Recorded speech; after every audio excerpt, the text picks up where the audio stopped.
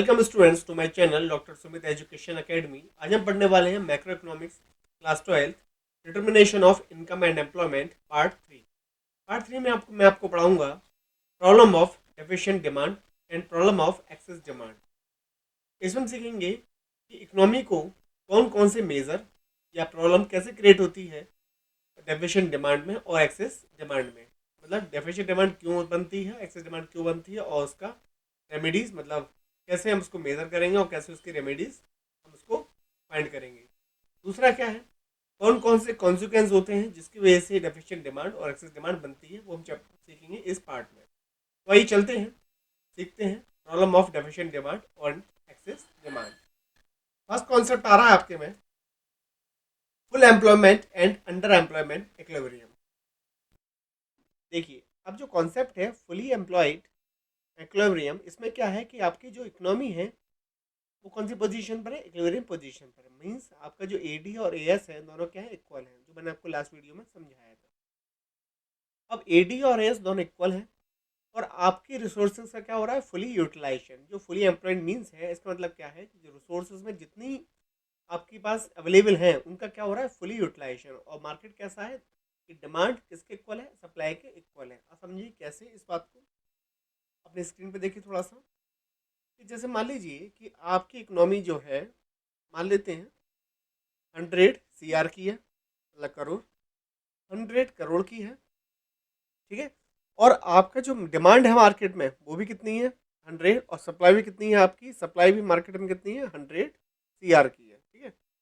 तो यहाँ पर क्या समझ में आया आपको, आपको समझ में आया कि मार्केट में जितनी रिसोर्सेज, मतलब इकोनॉमी में जितनी रिसोर्सेज अवेलेबल है, सप्लाई भी उतनी दे रहा है मार्केट और डिमांड भी उतनी क्रिएट कर रहा है। तो इसे बोलते हैं फुली एम्प्लॉयड। कि मार्केट में क्या है, एक्सेस कैपेसिटी नहीं है मार्केट की क्या प्रोड्यूस करने की, प्रोडक्शन करने की, और डिमांड भी उतने की है जितनी मार्केट में क्या है, सब मतलब एक रिसोर्सेज अवेलेबल है।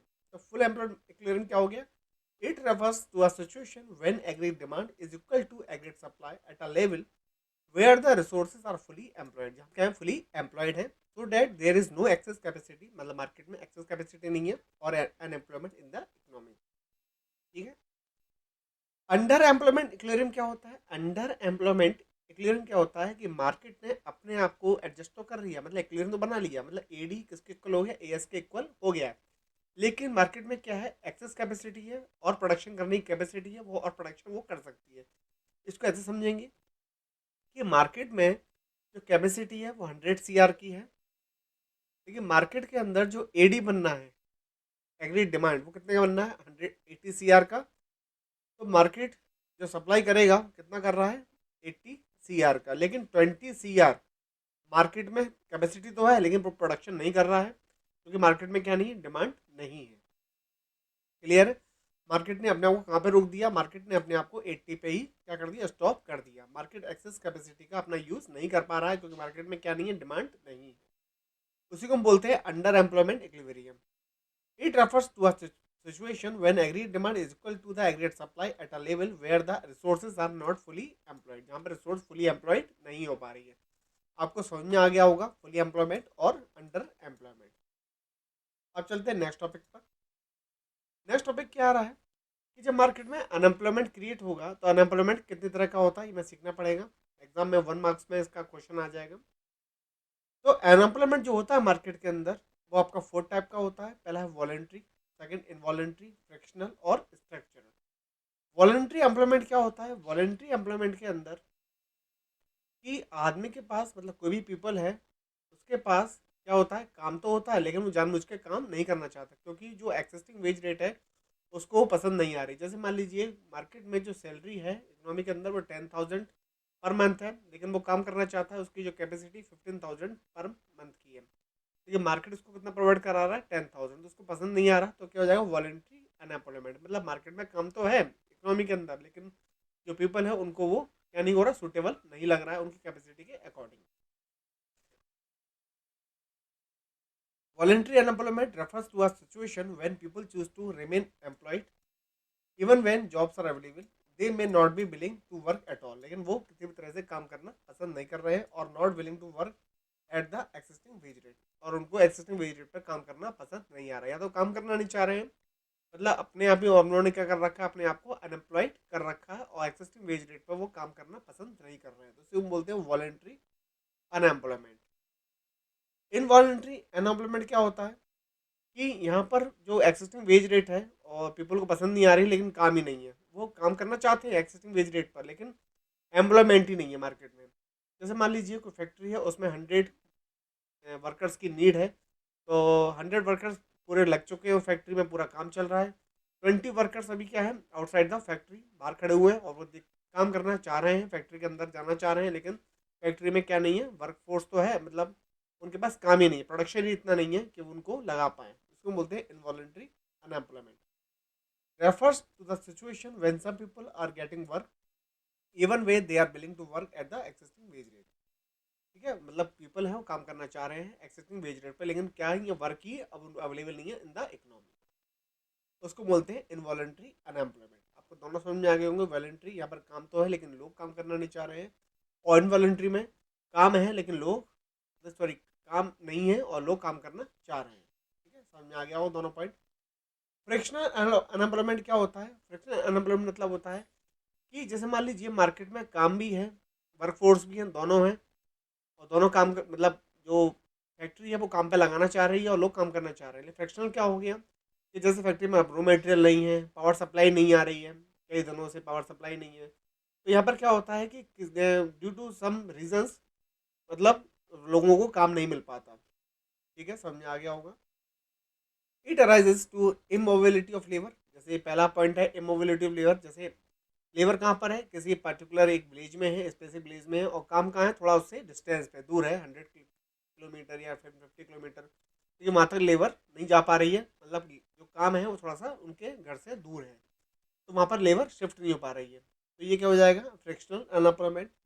Shortage of raw material, factory में रॉ मटेरियल नहीं है तो काम नहीं मिल पा रहा मजदूरों को। Lack of information regarding opportunities of development, कभी कभी क्या होता है, जैसे मान लीजिए मैं काम करना चाहता हूँ और काम अवेलेबल भी है लेकिन मेरे पास इन्फॉर्मेशन नहीं कि काम कहाँ पर है, तो दोनों का क्या नहीं हो पा रहा, मीट नहीं कर पा रहे, मतलब जहाँ पर एम्प्लॉयमेंट है और मैं यहाँ पे बैठा हूँ, तो दोनों क्या नहीं हो रहा, आपस पे मिल नहीं पा रहे हैं। लैक ऑफ इन्फॉर्मेशन या कोई भी रीज़न उसमें हो सकता है। शॉर्टेज ऑफ पावर, सप्लाई नहीं है पावर की। Wear and tear of machines, machines खराब पड़ी हैं तो उसकी वजह से काम रुका पड़ा है, तो अभी लेबर को या एम्प्लॉयमेंट नहीं मिलेगा और वो क्या रहेंगे, अनएम्प्लॉयड वो रहेंगे, तो इसे बोलते हैं फ्रैक्शनल अनएम्प्लॉयमेंट। आपका लास्ट आता है स्ट्रक्चरल अनएम्प्लॉयमेंट। स्ट्रक्चरल अनएम्प्लॉयमेंट क्या होता है, इसके अंदर क्या होता है कि आपके पास वो स्किल नहीं है, वो आप क्वालिटी नहीं है, या आपके अंदर वो डिग्री नहीं है आपके पास, जिससे आप उस जो जॉब अवेलेबल है मार्केट में उसको मीट करा रहे हैं। ठीक है, जैसे मान लीजिए कि any factory required some skills और वर्कर्स के पास वही स्किल नहीं है जो वो फैक्ट्री को रिक्वायर्ड है। ठीक है, मान लीजिए कि कोई स्टूडेंट है या कोई वर्कर है जिसके पास जो डिग्री है या फिर कोई जो स्किल्स है, वो क्या है, किसी और एरिया के, और फैक्ट्री को चाहिए, जो फैक्ट्री है वो किसी और पर्टिकुलर एरिया की है, तो अब यहाँ पे क्या होगा, यहाँ पर भी दोनों मीट नहीं हो पाएंगे, तो इसे बोलते हैं स्ट्रक्चरल अनएम्प्लॉयमेंट। इसको रीड कर लेते हैं एक बार। Structural unemployment is a form of involuntary unemployment caused by a mismatch between the skill. तो स्ट्रक्चरल अनएम्प्लॉयमेंट है वो किसका पार्ट बनता है, इनवॉलेंट्री अनएम्प्लॉयमेंट का, कि जो काम है वो मेरे अकॉर्डिंग नहीं है। between the mismatch between the skills that workers in the economy can offer and the skills demanded of workers by employers। जो एम्प्लॉयर चाहता है, डिमांड करता है, लेकिन इस वर्कर्स के बाद वो स्किल नहीं है। आपको समझ में आ गए होंगे अनएम्प्लॉयमेंट के टाइप्स। अब चलते हैं next, full employment and natural unemployment. Full employment क्या होता है, फुल एम्प्लॉयमेंट वो कंडीशन होती है, वो सिचुएशन होती है जहाँ पर कोई भी पर्सन ऐसा नहीं है मार्केट में जिसके पास काम नहीं है, मतलब every person have a some job और work in a economy. Full employment refers to a situation in which all those people who are willing and able to work at the existing wage rate get work without any undue difficulty। मतलब सभी लोगों को काम मिल रहा है without any difficulty. Natural employment क्या होता है, आपको पता है कि फुल एम्प्लॉयमेंट क्या होता है कि सभी लोगों के पास काम है, लेकिन कोई भी इकोनॉमी, कोई भी कंट्री ऐसी नहीं है कि जहाँ पर क्या होगा, जीरो अनएम्प्लॉयमेंट। कुछ ना कुछ अनएम्प्लॉयमेंट हमेशा किसी ना किसी इकोनॉमी में बना रहता है, किसी भी वजह से, मतलब कोई भी इकोनॉमी इससे बची नहीं है जीरो अनएम्प्लॉयमेंट से, मतलब कुछ ना कुछ एम्प्लॉयमेंट रेट मार्केट में या इकोनॉमी में होगा, तो उसी को हम बोलते हैं natural employment. Full employment does not mean a situation of zero unemployment. The minimum rate of unemployment that must always exist in the economy is called natural rate of unemployment. ठीक है, नेक्स्ट टॉपिक आपके में आ रहा है problem of deficient demand. Deficient demand क्या होती है कि मार्केट में, आपको पता है मार्केट के अंदर इक्विलिब्रियम कब होता है, जब हमारा एएस किसके इक्वल होता है, डिमांड के इक्वल होता है। अब टॉपिक क्या है, प्रॉब्लम ऑफ डेफिशिएंट डिमांड। इसमें क्या होगा कि मार्केट में जो सप्लाई है उसके अकॉर्डिंग मार्केट में डिमांड क्या है, डिमांड आपकी कम है, मतलब मार्केट में डिमांड नहीं बन पा रही है और सप्लाई क्या मार्केट में ज़्यादा है, उसे हम बोलते हैं डेफिशिएंट डिमांड। ठीक है, मतलब मार्केट में एक्सेस कैपेसिटी है प्रोडक्शन करने की, लेकिन मार्केट में डिमांड नहीं बन पा रही है, तो उसे हम बोलेंगे डेफिशिएंट डिमांड। डिमांड क्या रह गई, कम रह गई।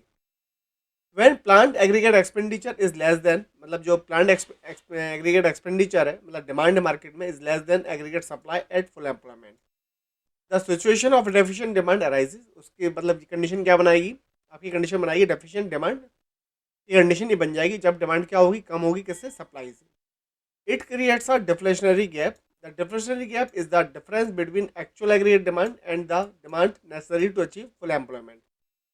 इसमें क्या होता है, जैसे मान लीजिए मार्केट में आपकी जो डिमांड बननी चाहिए वो कितनी बननी चाहिए, 100 की, लेकिन मार्केट में डिमांड कितनी बन रही है, ओनली 80 की। मार्केट में डिमांड कितनी बन रही है, 80 की, लेकिन मार्केट में जो कैपेसिटी है फुल एम्प्लॉयमेंट में कितनी है, 100 जीडीपी, मतलब प्रोडक्शन करने की कैपेसिटी है, लेकिन मार्केट में डिमांड कितनी बन रही है, 80 की। तो जो गैप बना कितने का, 20 का, इसको हम बोलेंगे डिफ्लेशनरी गैप। इसको हम बोलते हैं डिफ्लेशनरी गैप बोलते हैं। ठीक है, समझ में आ गया होगा deflationary gap between the difference between the actual aggregate demand and the demand necessary to the achieve full employment। Clear है, मतलब जो हमारी नेसेसरी है वो 100 की है, डिमांड कितनी बन रही है मार्केट में, 80 की बन रही है, इसी को बोलेंगे डिफ्लेशनरी गैप। समझ में आ गया होगा आपको। अब देखिए ये ग्राफ बनाया है, ग्राफ के अंदर इसको थोड़ा ध्यान से समझना पड़ेगा आपको। ये हमने ले लिया है एक्स एक्सिस और ये हमारा हो गया वाई एक्सिस। जरूरी नहीं है कि यहाँ पे वाई लिखें, यहाँ पे एक्स लिखें, आप यहाँ पे एक्स भी लिख सकते हो, यहाँ पर वाई लिख सकते हैं। ये हो गया एक्स एक्सिस और ये हो गया वाई एक्सिस। एक्स एक्सिस हमने क्या दिखाया है, एक्स एक्सिस में दिखाया हमने एग्रीगेट डिमांड, और वाई एक्सिस पे क्या दिखाया है, इनकम एम्प्लॉयमेंट आउटपुट। ठीक है, ये होगी हमारी इनकम लाइन, 45 डिग्री पे ये निकल के आ रही है, हमारी इनकम लाइन निकल के ये आ रही है। ठीक है, अच्छा, जैसा कि आपको पता है एग्रीगेट डिमांड कहाँ से स्टार्ट होती है, मिनिमम पॉइंट से, क्योंकि इकोनॉमी है वो मिनिमम लेवल ऑफ कंजप्शन, तो कहाँ से स्टार्ट होगी, सर्टेन पार्टिकुलर पॉइंट से। ठीक है, ये तो हमारी हो गई एडी, कौन सी, जो हमारी एडी एक्चुअल में होनी चाहिए मार्केट में, जैसे मान लीजिए 100 की, लेकिन मार्केट में जो डिमांड क्रिएट हो रही है वो कितने की हो रही है, 80 की। कितनी की डिमांड हो रही है, 80 की। ठीक है, due to change in investment, लोग इन्वेस्ट करना नहीं चाह रहे हैं, कंजप्शन इंक्रीज करना नहीं चाह रहे हैं, तो उसकी वजह से हमारी जो डिमांड बन रही है मार्केट में कितनी बन रही है, 80 की। तो मार्केट में जो डिमांड शॉर्ट है वो कितने की है, 20 शॉर्ट आ रही है। अगर आप में देख सकते हैं तो जो डिमांड शॉर्ट आ रही है कितनी आ रही है, 20 यहाँ पर शॉर्ट हो रही है। ठीक है, कि मार्केट में जो डिमांड बननी चाहिए वो ई पॉइंट पर यहाँ पे बननी चाहिए, लेकिन एक्चुअल में जो बन रही है डिमांड किस कहाँ बन रही है, जी पॉइंट पर। आप देख सकते हैं कि जी पॉइंट पर हमारी एक्चुअल डिमांड मार्केट में बन रही है और बनने का चाहिए ई पॉइंट पर। ठीक है, तो जो गैप बनना है ईजी, जो गैप है ईजी दिख रहा है आपको, ईजी जो गैप बनना है वो से हम बोलेंगे डिफ्लेशनरी गैप। क्लियर है, अच्छा, तो अब ये डायग्राम क्या शो कर रहा है उसको हम एक बार रीड कर लेते हैं। Aggregate demand is shown on the Y axis, जो हमने डिमांड, सॉरी, जो इनकम शो कराई है किस पे कराई है, वाई एक्सिस पे कराई है, and employment are shown on the X axis, और जो एग्रीगेट डिमांड शो कराई है किस पे कराई है, एक्स पे। The intersection of aggregate demand and supply और पॉइंट ई, जो इंटरसेक्शन हो रहा है किसका, सप्लाई का और डिमांड का, कहाँ पे हो रहा है, ई सेक्शन पे, इस पॉइंट पर, represent the full employment equilibrium. ये पॉइंट कौन सा दिखा रहा है, कि जहाँ पर जितनी डिमांड है उतनी सप्लाई मार्केट में होनी चाहिए, तो ये दिखा रहा है आपका क्या, मतलब फुल एम्प्लॉयमेंट इक्विलिब्रियम। लेकिन मार्केट में इन्वेस्टमेंट नहीं हो पाया है, लोगों ने स्पेंड नहीं किया है। A reduction in investment expenditure cause the aggregate demand drop from 80 to 81। उसकी वजह से जो एडी एग्रीगेट डिमांड कहाँ पर शिफ्ट हो गई है, 81 पर। ठीक है, इसकी वजह से investment, due to lack of investment जो एडी है कहाँ शिफ्ट हो गया, 81 पर। It describe a situation when there is deficient demand, मतलब डिमांड क्या है, कम हो गई है, and the difference between them, difference क्या है, ईजी पर बताया था मैंने, is known as deficitary gap. The under employment equilibrium is shown at point F. ये क्या है, यहाँ पर पूरा क्या हो रहा है, अंडर, आपको जो दिख रहा होगा कि यहाँ पर आपका क्या हो रहा है, इस पॉइंट पर, एफ पॉइंट पर अंडर एम्प्लॉयमेंट इक्विलिब्रियम, यहाँ पर पूरे में क्या है, अंडर एम्प्लॉयमेंट, कि यहाँ जब तक आप जी से पीछे जितना भी आप रहेंगे इस पॉइंट तक, वो क्या शो कराएगा, आपका अंडर एम्प्लॉयमेंट, मतलब रिसोर्सेज में कैपेसिटी तो है लेकिन क्या है, अंडर एम्प्लॉयमेंट, कि आप उसको आप पूरा डिमांड पूरा नहीं कर पा रही। जैसे मान लीजिए, इसको मैं से समझ सकते हैं कि मार्केट में जो कैपेसिटी है 100 की है, लेकिन मार्केट में जो डिमांड क्रिएट हो रही है 90, 80, 70, 60, सारा क्या है, ये क्या बनाएगा, अंडर एम्प्लॉयमेंट इक्विलिब्रियम। ठीक है, समझ में आ गया होगा आपको। यदि आप पॉइंट की बात करेंगे तो क्या बनाएगा आपका, अंडर एम्प्लॉयमेंट इक्विलिब्रियम। ठीक है, अब इसके कॉजेज क्या होते हैं, इसके डिफरेंशियरी गैप के या डेफिशिएंट डिमांड के, वो पढ़ते हैं। जो रीजंस होते हैं डेफिशिएंट डिमांड के, पहला क्या है, decrease in private consumption expenditure, means जो मार्केट में प्राइवेट कंजप्शन एक्सपेंडिचर वो क्या हो गए, कम हो गए हैं, लोग खर्च नहीं कर रहे हैं, जो हाउस होल्ड है वो डिमांड क्रिएट मार्केट में नहीं कर रहे हैं, वो ज़्यादा चीज़ों को मांग नहीं रहे हैं। तो private consumption expenditure are a significant part of aggregate demand. Serious deficiency in aggregate demand result from a decrease in private consumption expenditure. दूसरा है decrease in private investment expenditure, जो प्रोड्यूसर हैं वो भी क्या नहीं कर रहे हैं, वो भी इन्वेस्ट नहीं कर रहे हैं, क्योंकि मार्केट में डिमांड नहीं बन पा रही है, तो वो भी क्या नहीं करेंगे, इन्वेस्ट नहीं करेंगे। Private consumption expenditure is another significant part of aggregate demand, it may reduce in situation of poor business expectation, मतलब बिजनेस से ज़्यादा लोग एक्सपेक्ट नहीं कर रहे हैं, इसलिए वो क्या नहीं कर रहे हैं, मार्केट में इन्वेस्ट नहीं कर रहे हैं। Decrease in government expenditure, government है वो भी स्पेंड नहीं कर रही है मार्केट में, और जिसकी वजह से मार्केट में पैसा नहीं आ रहा और डिमांड क्रिएट नहीं हो पा रही है। The government may reduce its investment or consumption expenditure. This could occur as a result of government budget restrictions. Aggregate demand is decreased when the government or investment expenditure is reduced. तो यहाँ गया होगा ये। उसके बाद है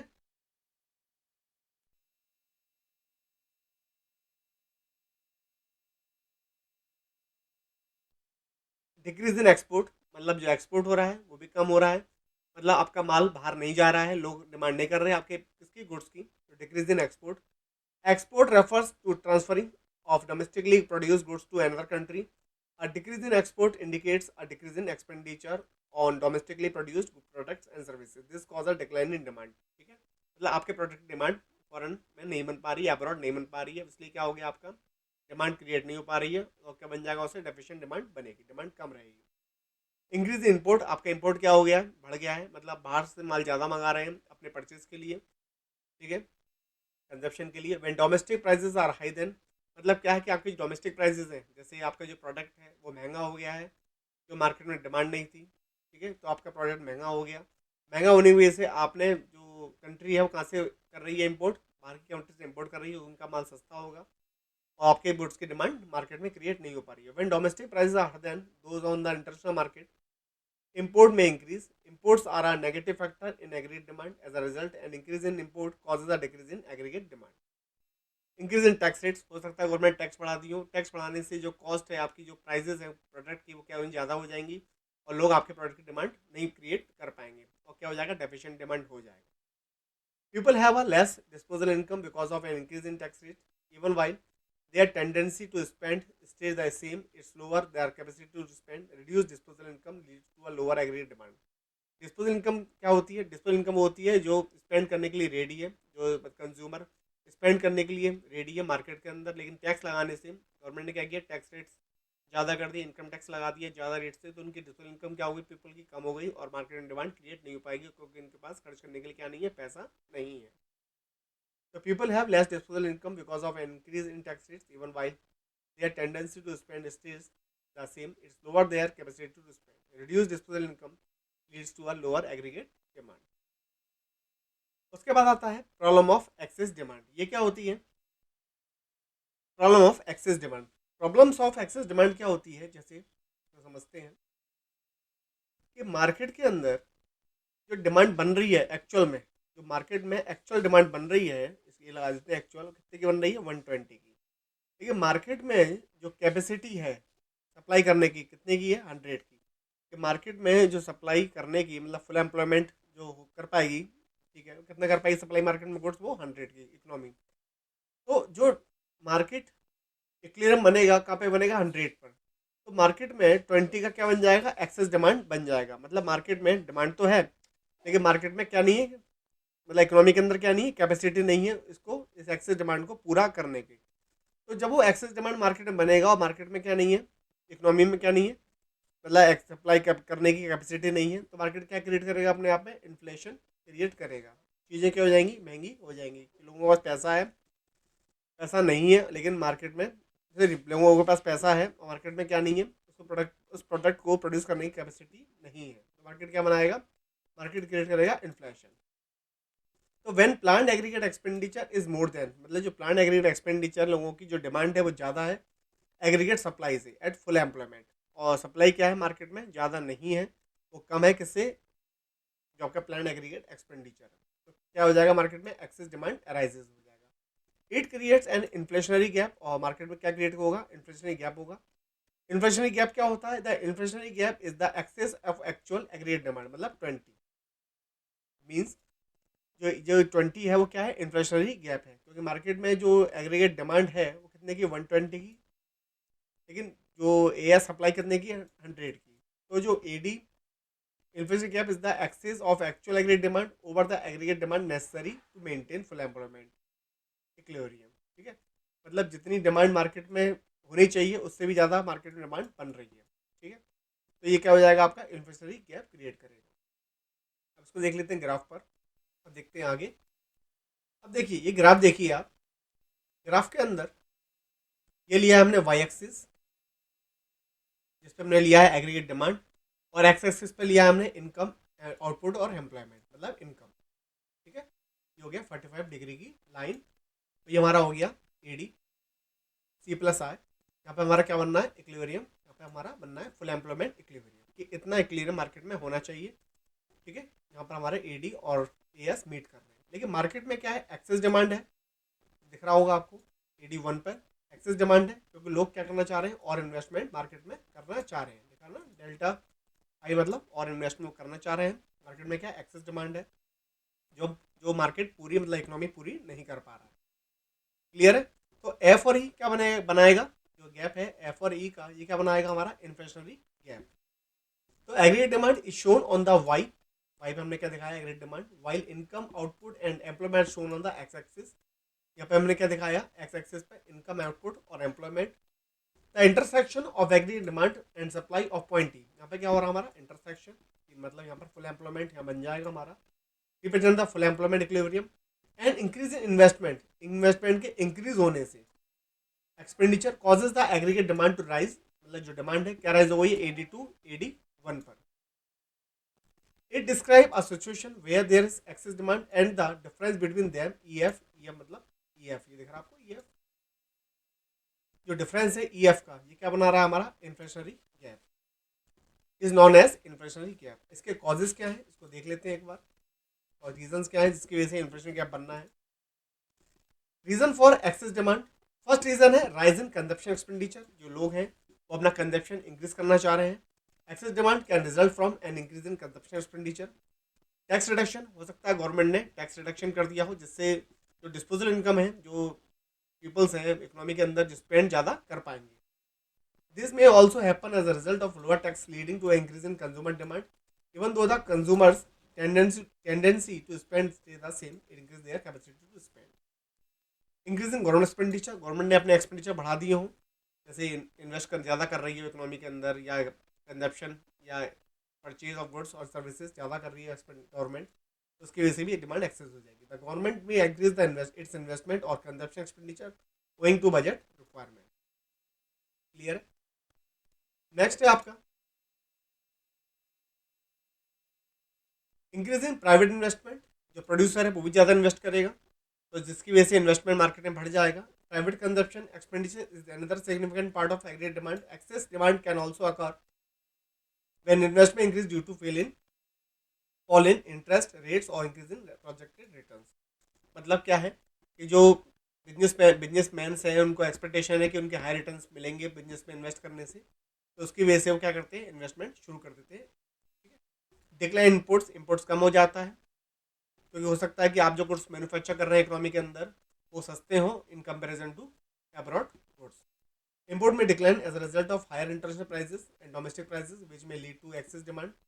rise in export, आपका export बढ़ जाता है कि जो लोग हैं जो विदेश में रह रहे हैं उनको आपके जो प्राइस गुड्स के प्राइस हैं वो चीप लग रहे हो in comparison to their country.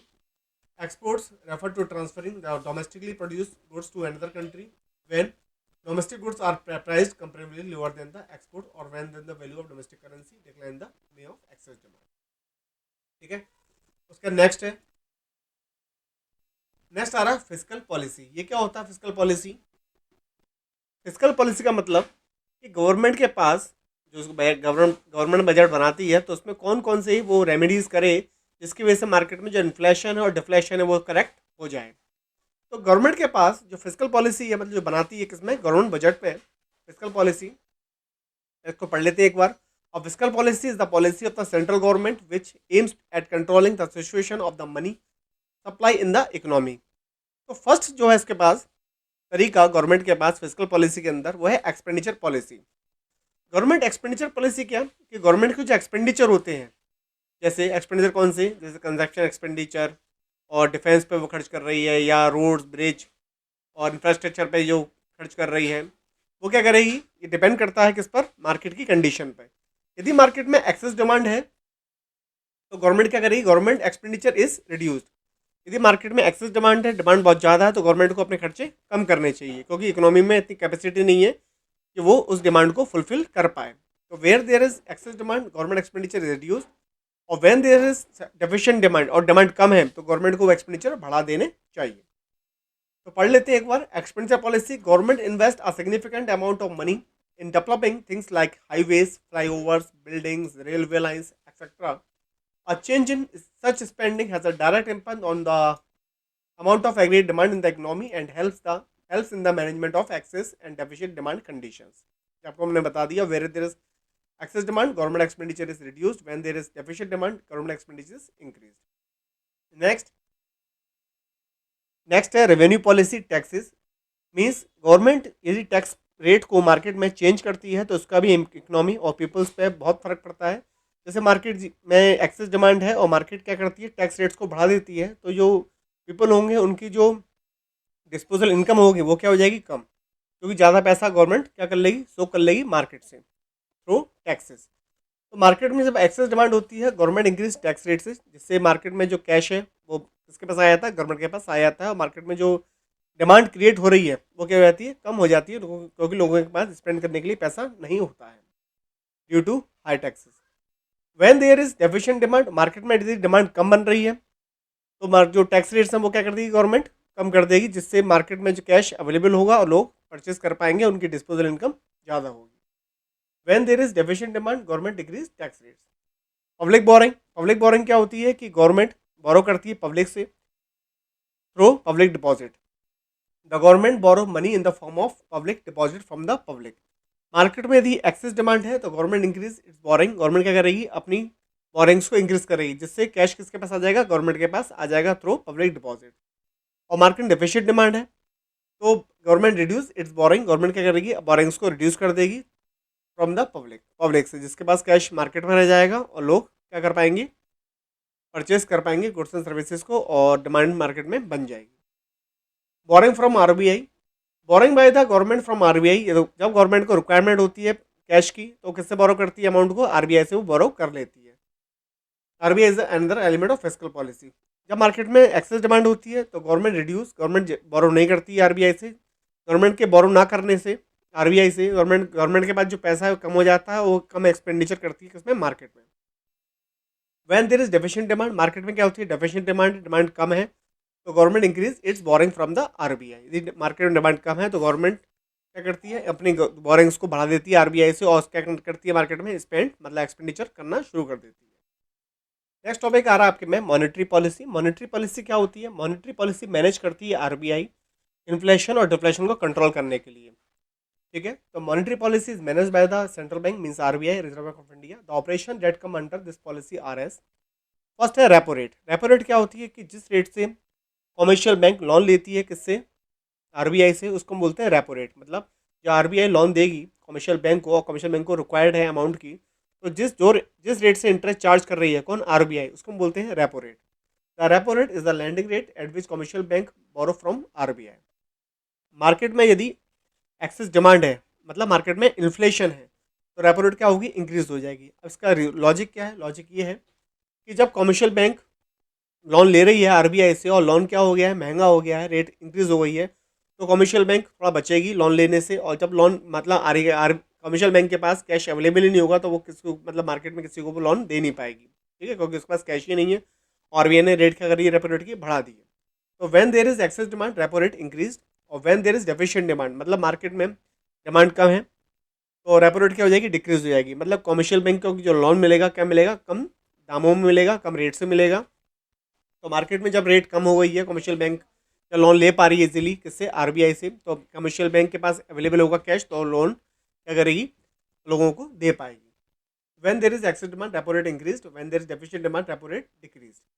Next है reverse repo rate. Reverse repo rate क्या होता है, जब कमर्शियल के बैंक के पास एक्सेस अमाउंट आ जाता है, कमर्शियल के बैंक के पास एक्सेस अमाउंट है, तो वो आरबीआई के पास जमा करा देती है। तो आरबीआई उस पर क्या देती है, उनको इंटरेस्ट पे करती है, किसको, कमर्शियल बैंक को।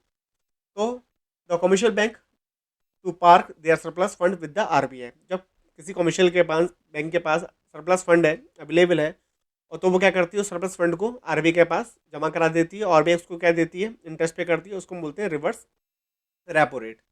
जब मार्केट में एक्सेस डिमांड होती है, तो जो मार्केट में कमर्शियल बैंक जो लोन अपना अमाउंट जमा कर रही है किसके पास, आरबीआई के पास, तो उस रेपो रेट को क्या कर देती है, रिवर्स रेपो रेट को आरबीआई बढ़ा देती है, जिससे वो और फंड हमारे पास जमा करें और मार्केट में कैश अवेलेबल ना हो, और जो कमर्शियल बैंक है वो लोन ज़्यादा लोगों को नहीं दे पाए। When there is excess demand reverse repo rate increase, और उसका उल्टा, यदि मार्केट में क्या है, डेफिशिएंट डिमांड है, तो क्या कर देगी, रेपो रेट को वो रिवर्स रेपो रेट को कम कर देगी, रिवर्स रेपो रेट डिक्रीज, ठीक है, जिससे कमर्शियल बैंक अपना पैसा यहाँ जमा नहीं करे, क्योंकि इंटरेस्ट मिलेगी नहीं उसको अच्छी, और उसके पास अवेलेबल है कैश, और लोगों को वो लोन दे पाए। तो when there is deficient demand reverse repo rate decrease. Next है आपके बाद ओपन मार्केट ऑपरेशन। इसमें क्या होता है कि आरबीआई के पास गवर्नमेंट की सिक्योरिटीज होती हैं, जो मार्केट में वो सेल कर सकती है ओपन मार्केट में। तो जब ओपन मार्केट पढ़ लेते हैं इसको एक बार, open market operation is the process by the which the central bank purchase और सेल्स गवर्नमेंट सिक्योरिटीज।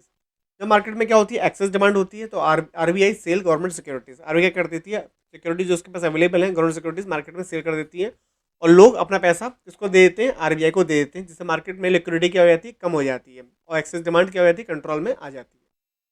जब मार्केट में डेफिशिएंट डिमांड है, आरबीआई करती है, परचेस कर लेती है क्या, गवर्नमेंट सिक्योरिटीज लोगों के पास है, और मार्केट में क्या पहुंच जाता है, कैश पहुंच जाता है, और लोगों की परचेज कैपेसिटी क्या हो जाती है, इंक्रीज हो जाती है, और डेफिशिएंट डिमांड कम हो जाती है।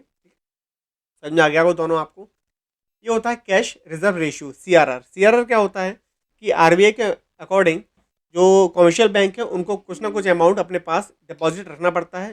जैसे मान लीजिए जो कमर्शियल बैंक है उनके पास जो प्राइमरी डिपॉजिट आता है, तो उसका सर्टेन एक परसेंटेज उनके पास होना चाहिए according to RBI guidelines. CRR is the percentage of money which is a bank has to keep with RBI in the form of cash. किसके पास, in the form of cash, ठीक है, जमा कराती है किसके पास, आरबीआई के पास। ये सीआरआर इसको बोलते हैं। जैसे मान लीजिए प्राइमरी डिपॉजिट जो है 100 रुपीज़ का है। प्राइमरी डिपॉजिट क्या होता है, जो लोग अपना पैसा जमा करते हैं बैंक के पास, तो उसका कुछ परसेंटेज कमर्शियल बैंक को आरबीआई के पास जमाना कराना पड़ता है, ठीक है। When there is excess demand CRR increase. जब मार्केट में क्या होती है, एक्सेस डिमांड होती है, तो सीआरआर क्या कर देती है, आरबीआई बढ़ा देती है, जिसके बाद जिससे क्या होता है, जो कमर्शियल बैंक है उनको ज़्यादा पैसा आरबीआई के पास जमा कराना पड़ता है, और उनकी जो लोन प्रोवाइड कराने की कैपेसिटी वो कम हो जाती है। कमर्शियल बैंक ज़्यादा लोन प्रोवाइड नहीं करा पाती, जिससे मार्केट में लिक्विडिटी कम हो जाती है। When there is deficient demand, जब मार्केट में डेफिशिएंट डिमांड होती है, सीआरआर डिक्रीज। सीआरआर क्या कर दिया जाता है, डिक्रीज कर दिया जाता है। उसके बाद क्या आ रहा है, उसके बाद आ रहा है आपका whereas statutory liquidity ratio. Whereas statutory liquidity ratio is the proportion of liquid assets to time and demand liabilities. जैसे मान लीजिए बैंक के पास एक डेटा होता है जिसमें अकॉर्डिंग टू उनको पता होता है कि जितनी लाइबिलिटीज़ हैं, तो आरबीआई कहती है उतने उस अमाउंट के लिए जो लोग मांग सकते हैं एट अ टाइम, उसके लिए आपके पास एक सर्टेन परसेंटेज आपको होल्ड करके चलना पड़ेगा अपने पास। जैसे ही मान लीजिए डेटा के अकॉर्डिंग जो डिमांड लाइबिलिटीज है कितनी है, 100 है, इतनी बन सकती है, एक्सपेक्टेशन है, तो आपके पास 100 अमाउंट होना चाहिए, ठीक है। तो जब मार्केट में एक्सेस डिमांड होती है तो जो आरबीआई है वो कहती है कि आपका जो इन दोनों का रेशियो होगा, लिक्विड एसेट्स और डिमांड लाइबिलिटीज का, इनका रेशियो बड़ा होना चाहिए। मतलब आपके पास लिक्विड एसेट्स होनी चाहिए 120, चाहे आपके पास डिमांड लाइबिलिटीज कितनी हो, 100 की हो, तो ये रेशियो क्या कर देती है, आरबीआई बढ़ा देती है। और डेफिसिट डिमांड जब होती है तो मार्केट में एसएलआर क्या रहता है, कम कर देती है, कि आपके पास जो डिमांड लाइबिलिटीज 100 है तो आप डेफिसिट डिमांड 100 की रख लीजिए, ठीक है। इन दोनों का रेशियो वो कम ज़्यादा कर देती है आरबीआई, इसके अकॉर्डिंग मार्केट में एक्सेस डिमांड और डेफिशिएंट डिमांड के अकॉर्डिंग, जिससे मार्केट में लिक्विडिटी कम या ज़्यादा आरबीआई मतलब मार्केट में लिक्विडिटी वो कम ज़्यादा हो, ठीक है। उसके बाद आ रहा है आपका नेक्स्ट मार्जिन रिक्वायरमेंट। आपको पता होगा कि जब आप कमर्शियल बैंक से लोन लेने आते हैं तो आपको कुछ प्रॉपर्टी या कोई एसेट्स आपको एज अ मॉर्गेज बैंक को देनी होती है, तब आपको लोन मिलता है। तो मार्केट में जब एक्सेस डिमांड होगी तो जो मार्जिन रिक्वायरमेंट है वो क्या कर देती है, बढ़ा देती है। जैसे आपको असेट ज़्यादा की देनी पड़ेगी और लोन आपको क्या मिलेगा, कम का मिलेगा, ठीक है, जिससे लोग लोन कम ले पाए एक्सेस डिमांड के केस में। Margin requirement refers to the difference between the current value of the security offered for loan called collateral and the value of loan granted. When there is excess demand, margin requirement increase, or when there is deficient demand, margin requirement decrease. Rationing of credit, ये होता है quotas.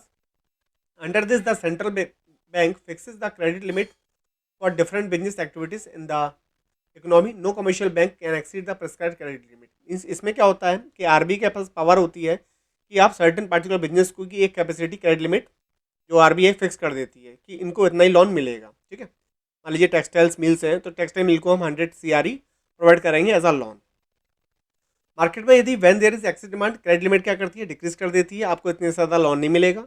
और when there is deficit demand, credit limit increase, credit limit को क्या करती है, RBI बढ़ा देती है। मोरल सॉल्यूशन क्या है, मोरल सॉल्यूशन एडवाइस है। इसके अंदर क्या करती है कि आरबीआई एडवाइस करती है किसको, कमर्शियल बैंक को, कि यदि मार्केट में यदि एक्सेस डिमांड है तो आप ज़्यादा से ज़्यादा लोन लोगों को प्रोवाइड ना कराएं, कम से कम लोन दें, और डेफिसिट डिमांड है तो ज़्यादा से लोगों को लोन प्रोवाइड कराएं और उनको लोन दें, जिससे मार्केट में लिक्विडिटी बढ़ जाए डेफिसिट डिमांड के केस में।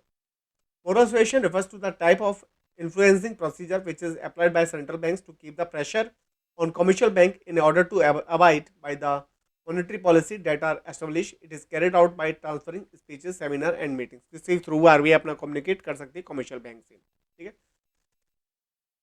When there is excess demand, the banks are advised to restrict loan during inflation. वो मतलब बैंक जो एडवाइस करेगी कि आप ज़्यादा लोन ना दें।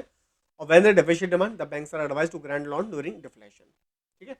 आई होप आपको ये वीडियो अच्छी लगी होगी। यहाँ पर आपका जो यूनिट था इनकम एंड एम्प्लॉयमेंट ये फिनिश हो गया है, और ऐसे ही मैं आपके लिए रिवीज, जब तक आपके एग्जाम नहीं हो जाते मैं आपके साथ हूँ, आपके लिए ऐसी छोटी छोटी वीडियो में लाता रहूँगा। आप इसको वॉच करिए और अपना जो रिवीजन है वो अच्छी तरह करते रहिए। यदि वीडियो पसंद आ रही है तो इसको आप लाइक करें वीडियोज़ को, अपने फ्रेंड जो भी फ्रेंड्स हैं क्लास 12th में या 11th में, उनको ये वीडियो शेयर करें और चैनल को सब्सक्राइब करें। Thanks for watching.